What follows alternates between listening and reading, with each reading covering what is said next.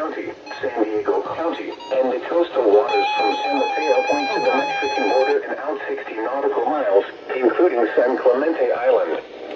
A test signal was broadcast to test the public warning system. The test is normally conducted between 10 a.m. and noon each Wednesday, weather permitting. The signal was also used to test the activation and emergency readiness of the Skywire network.